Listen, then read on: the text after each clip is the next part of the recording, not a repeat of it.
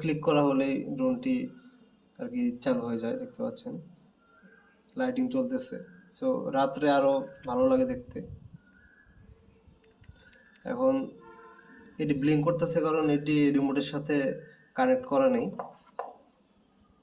So এই হলো ড্রোনটির রিমোটটি, দেখতে পাচ্ছেন খুবই স্ট্যান্ডার্ড মানের একটি রিমোট। এখানে মোবাইল হোল্ড করতে পারবেন এবং এটির যে অ্যাপ আছে অ্যাপের সাথে কানেক্ট করা হলে এই ক্যামেরা দিয়ে মোবাইলে ভিডিও রেকর্ড করতে পারবেন এবং এই ক্যামেরা রোটেট করতে পারবেন উপরে নিচে, শুধু উপরে নিচে রোটেট করতে পারবেন ক্যামেরাটি।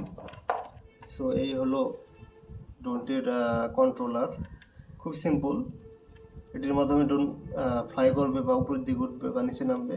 এটির মাধ্যমে ডানে বামে সামনে পিছে যাবে আর কি। আর কিছু বেসিক রুল আছে, সেগুলো